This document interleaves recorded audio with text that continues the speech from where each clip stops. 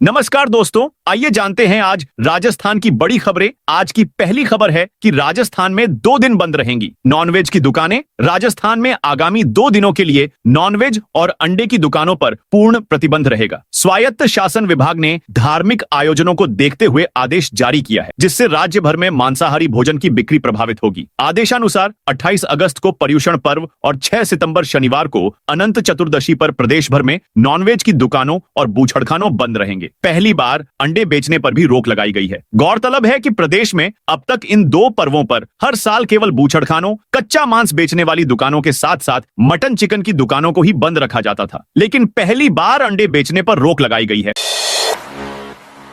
राजस्थान में अगले 6 महीने में नहीं होंगे पंचायत चुनाव। राजस्थान हाईकोर्ट की खंडपीठ ने पंचायत और निकाय चुनाव शीघ्र कराने के एकल पीठ के 18 अगस्त 2025 के आदेश पर रोक लगा दी है। जस्टिस संजीव प्रकाश शर्मा और जस्टिस संजीत पुरोहित की खंडपीठ ने राज्य सरकार की अपील पर सुनवाई करते हुए यह आदेश दिया। इसके अलावा सरकार के प्रशासकों को हटाने के आदेश पर भी रोक लगा दी थी। राज्य सरकार की ओर से अतिरिक्त महाधिवक्ता कपिल प्रकाश माथुर और राजेंद्र प्रसाद ने पक्ष रखा। इस मामले में खंडपीठ ने एकल पीठ के फैसले को चुनौती देने वाली याचिका पर सुनवाई की और अंतरिम रोक लगाने का निर्णय लिया। कृत्रिम बारिश के लिए अब ड्रोन को 10,000 फीट उड़ाने की मिली अनुमति। जयपुर के रामगढ़ बांध इलाके में राज्य सरकार और प्राइवेट कंपनी मिलकर ड्रोन से कृत्रिम बारिश करवाने की मशक्कत में लगी हुई है। अभी तक कंपनी द्वारा करीब 3 से 4 बार ड्रोन उड़ाने का प्रयास किया गया, लेकिन अत्यधिक भीड़ पहुंचने से जीपीएस ठीक से काम नहीं किया और ड्रोन बार बार जमीन पर ढेर हो गया। जयपुर में कृत्रिम बारिश की उम्मीदें एक बार फिर जाग उठी हैं। डीजीसीए से रामगढ़ बांध क्षेत्र में ड्रोन उड़ाने की अनुमति मिल गई है। अब 10,000 फीट तक की ऊंचाई तक ड्रोन उड़ाए जा सकेंगे। एयर ट्रैफिक कंट्रोल एटीसी से अभी एनओसी मिलना बाकी रह गया है। एनओसी मिलने के बाद ड्रोन उड़ाए जाएंगे। राजस्थान के इस जिले में 27 अगस्त को अवकाश घोषित। राजस्थान में गणेश चतुर्थी पर्व 27 अगस्त को मनाया जाएगा। इस पर्व पर राज्य में सार्वजनिक अवकाश नहीं रहता है। वहीं सवाई माधोपुर जिले में गणेश चतुर्थी पर 27 अगस्त को जिला कलेक्टर की ओर से सार्वजनिक अवकाश घोषित किया गया है। इस संबंध में पूर्व में ही आदेश जारी हो चुके हैं। गणेश चतुर्थी का सार्वजनिक अवकाश होने के कारण बुधवार को जिले के सभी सरकारी व निजी स्कूलों, कॉलेजों सहित सभी सरकारी दफ्तर बंद रहेंगे। सरकारी स्कूलों की सुरक्षा ऑडिट होगी। झालावाड़ हादसे के बाद केंद्र सरकार ने सभी राज्यों को सरकारी स्कूलों की सुरक्षा जांच कराने के निर्देश दिए हैं। इसी कड़ी में माध्यमिक और प्रारंभिक शिक्षा विभाग के निदेशक सीताराम जाट ने संयुक्त निदेशकों को पत्र भेजकर केंद्र की गाइडलाइन लागू करने को कहा है। डीओ माध्यमिक लोकेश भारती ने बताया कि 2 माह में भवनों, परिसरों और संसाधनों का सुरक्षा ऑडिट होगा। इसमें भवनों की मजबूती, अग्नि सुरक्षा व्यवस्था, आपातक निकास, विद्युत तारों की जांच और आपदा प्रबंधन मानकों का पालन। किसी भी तरह की खामी या लापरवाही सामने आई तो जिम्मेदारों पर कार्रवाई की जाएगी। निजी अस्पतालों में आज से मरीजों को नहीं मिलेगी आरजीएचएस की सुविधा। भुगतान में लगातार हो रही देरी और कटौती से परेशान होकर अलवर, खैरथल तिजारा और बहरोड के निजी अस्पतालों में सोमवार से मरीजों को Rajasthan government health scheme RGHS की सुविधा नहीं मिलेगी। करीब 35 अस्पतालों ने इस स्कीम की सुविधा बंद करने का निर्णय किया है। आईएमआई अलवर के अध्यक्ष विजयपाल यादव ने बताया कि सभी निजी अस्पताल संचालकों ने मिलकर यह निर्णय किया है। जब तक सरकार आरजीएचएस के समय पर भुगतान और कटौती को लेकर निर्णय नहीं करेगी, यह सुविधा मरीजों को नहीं दी जाएगी। यादव ने बताया कि पहले भी हमने 3 दिन तक यह सुविधा नहीं दी थी। तब सरकार ने पूर्ण भुगतान का आश्वासन दिया था, लेकिन अब तक भी पूरा भुगतान नहीं हो पाया है। सही किसान पशुपालकों के लिए बड़ा मौका। देश में दूध उत्पादन को बढ़ावा देने और देशी नस्लों के संरक्षण को प्रोत्साहित करने के लिए केंद्र सरकार हर साल गोपाल रत्न पुरस्कार देती है। इस पुरस्कार के लिए आवेदन की अंतिम तिथि 15 सितंबर तय की गई है। पशुपालन मंत्री जोराराम कुमावत ने बताया कि यह पुरस्कार राष्ट्रीय गोकुल मिशन योजना के तहत 3 श्रेणियों में दिया जाता है। इसमें स्वदेशी गाय और भैंस पालन करने वाले किसान, सर्वश्रेष्ठ कृत्रिम गर्भाधान तकनीशियन और सहकारी व दुग्ध उत्पादक कंपनियां शामिल हैं। राजस्थान बीजेपी की बैठक में हंगामा। राजस्थान की सियासत में आजकल हर दिन कुछ नया हो रहा है। कांग्रेस की आंतरिक कलह के बाद अब सत्ताधारी बीजेपी के अंदर भी सब कुछ ठीक नहीं लग रहा। पार्टी की एक महत्वपूर्ण संवाद समन्वय बैठक में जो हुआ, उसने सबको चौंका दिया। एक तरफ थे वरिष्ठ मंत्री जवाहर सिंह बेढम और दूसरी तरफ युवा विधायक नौक्षम चौधरी। दोनों के बीच इस कदर बहस हुई कि माहौल गर्मा गया। मामला इतना बड़ा कि वरिष्ठ नेता सीपी जोशी को बीच बचाव करने आगे आना पड़ा। आरईएस परीक्षा पेपर लीक के मास्टरमाइंड की संदिग्ध परिस्थितियों में मौत। आरआईएस 2013 पेपर लीक का मास्टरमाइंड अमृतलाल मीणा की संदिग्ध परिस्थितियों में मौत हो गई। वह राजस्थान के करौली का रहने वाला था। वाराणसी के एक प्राइवेट अस्पताल में 21 से 23 अगस्त तक भर्ती था। 24 अगस्त को जयपुर लाते समय आगरा के पास उसका निधन हो गया। परिजनों ने हत्या का आरोप लगाते हुए नादौती थाने करौली में मामला दर्ज कराया। जांच वाराणसी पुलिस करेगी। परिजनों का आरोप है कि अमृतलाल को जहर देकर मारने की साजिश रची गई है। एफआईआर दर्ज कर सिगारा थाना वाराणसी को भेजी गई। पूर्व मंत्री महेश जोशी जेल में ही रहेंगे। पूर्व मंत्री महेश जोशी की राजस्थान हाईकोर्ट की जयपुर बेंच ने जमानत याचिका खारिज कर दी है। 900 करोड़ के जल जीवन मिशन जेजेएम घोटाले में 24 अप्रैल को ईडी ने उनको गिरफ्तार किया था। दोनों पक्षों की बहस पूरी होने के बाद 8 अगस्त को फैसला सुरक्षित रखा गया था। मंगलवार को जस्टिस प्रवीर भटनागर की अदालत ने यह फैसला सुनाया है। जल जीवन मिशन घोटाले में मनी लॉन्ड्रिंग का केस दर्ज हुआ है। ईडी मामलों की विशेष कोर्ट से जमानत खारिज होने के बाद जोशी ने हाईकोर्ट में बेल एप्लीकेशन लगाई थी।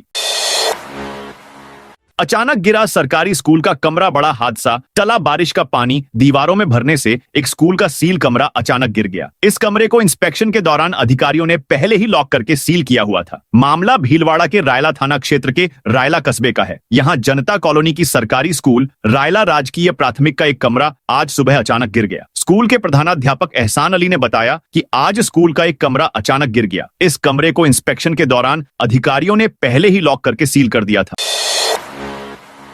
बिजली मित्र ऐप पर ऑनलाइन सेवाएं शुरू। बिजली डिस्कॉम की ओर से बिजली मित्र मोबाइल ऐप के माध्यम से विभिन्न ऑनलाइन सेवाएं शुरू की गई हैं। इससे उपभोक्ताओं को घर बैठे पारदर्शी और आसानी से सुविधाएं मिल सकेंगी, जिससे उन्हें कार्यालयों के चक्कर नहीं लगाने पड़ेंगे।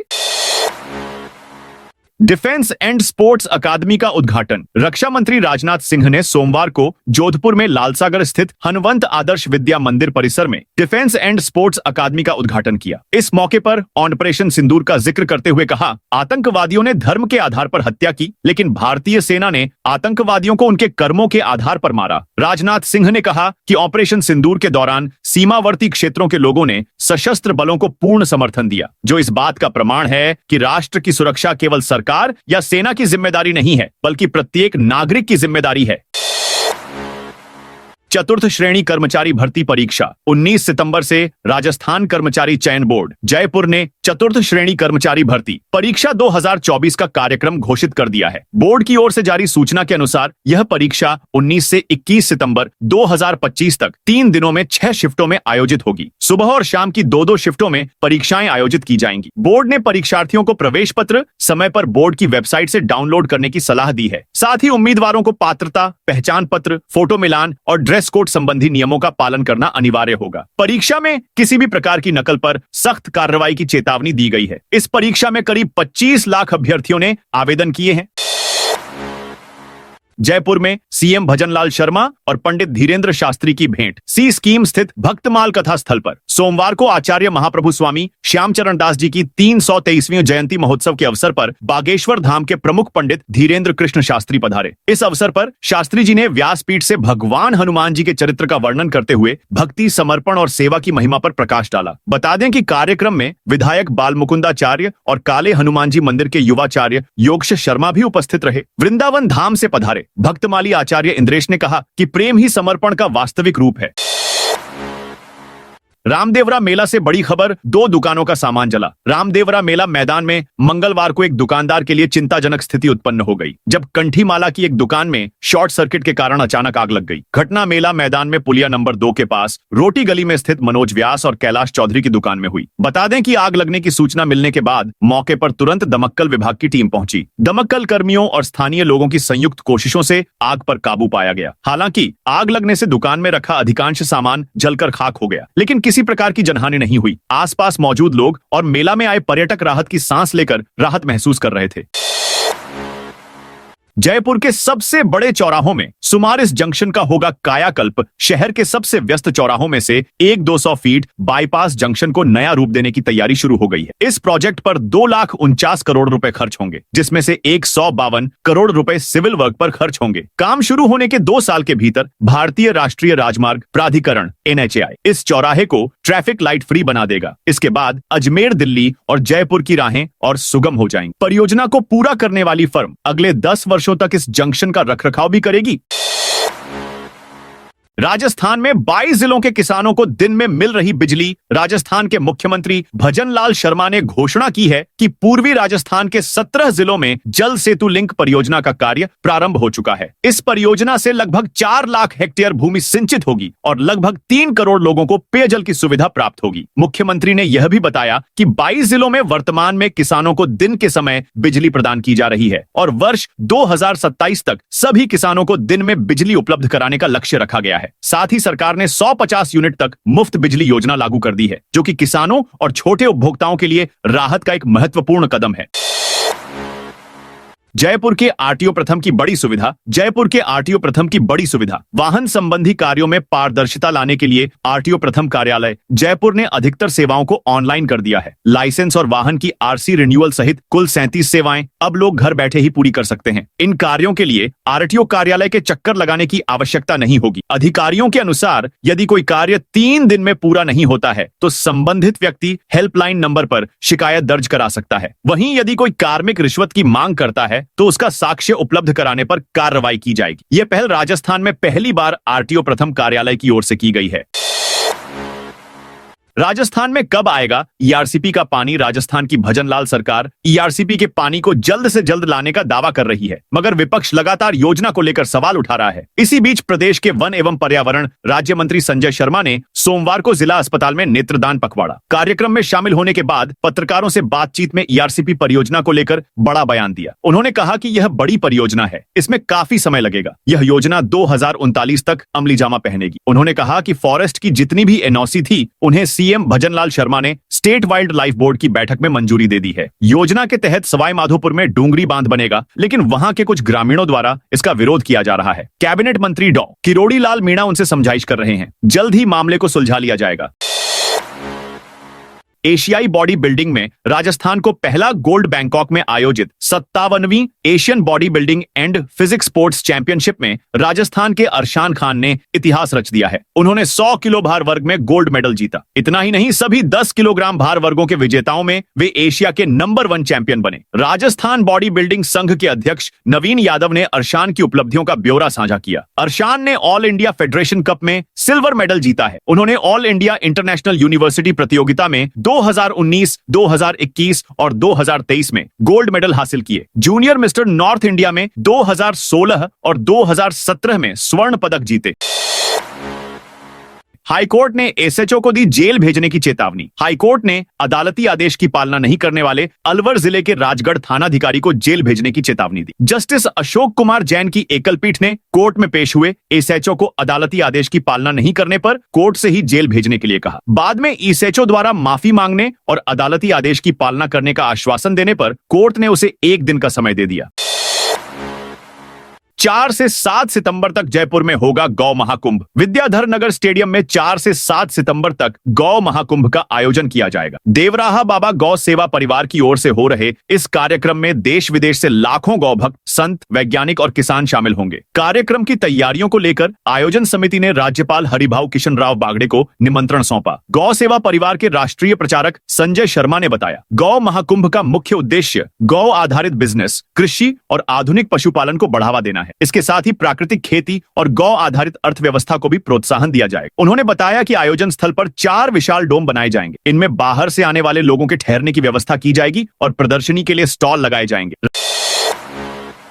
राजस्थान की तिथि की सीएस में पहली रैंक बनी। The institute of company secretaries of India ICSI की ओर से आयोजित सीएस एग्जीक्यूटिव जून 2025 की परीक्षा के परिणाम में राजस्थान की तिथि बोहरा देश में पहली रैंक प्राप्त की है। तिथि उदयपुर के भटियानी चौहट्टा की रहने वाली है। तिथि बोहरा ने अपनी सफलता का श्रेय भगवान, परिवार तथा फैकल्टी को दी। साथ ही कहा, क्लासेस का स्टडी मटेरियल उनके लिए काफी फायदेमंद साबित हुआ। बडाला क्लासेस के निदेशक सीए राहुल बडाला ने बताया, सीएस एग्जीक्यूटिव में तिथि बोहरा ने अखिल भारतीय स्तर पर प्रथम स्थान प्राप्त करने पर संस्थान बहुत गौरवान्वित किया है। तिथि ने उदयपुर ही नहीं, देश में राजस्थान का नाम रोशन किया है। संस्थान से ही रितिका राठौड़ ने अखिल भारतीय स्तर 12वां स्थान प्राप्त किया है।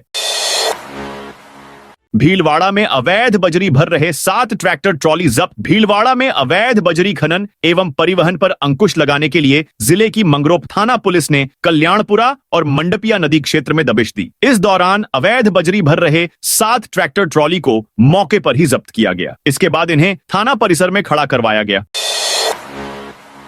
त्रिनेत्र गणेश का 3 दिवसीय लक्खी मेला आज से शुरू। सवाई माधोपुर के रणथंभौर दुर्ग में स्थित भगवान त्रिनेत्र गणेश का 3 दिवसीय लक्खी मेला आज मंगलवार 26 अगस्त से शुरू हो रहा है। गणेश चतुर्थी के अवसर पर लगने वाले इस मेले में लाखों श्रद्धालुओं के पहुंचने की संभावना है। दर्शन के लिए आने वाले यात्रियों की सुविधा को ध्यान में रखते हुए उत्तर पश्चिम रेलवे ने सवाई माधोपुर और जयपुर के दुर्गापुरा स्टेशन के बीच मेला स्पेशल ट्रेन चलाने का निर्णय लिया है। यह ट्रेन 26 अगस्त से 29 अगस्त तक दोनों दिशाओं में 4-4 ट्रिप में संचालित होगी। हाईकोर्ट से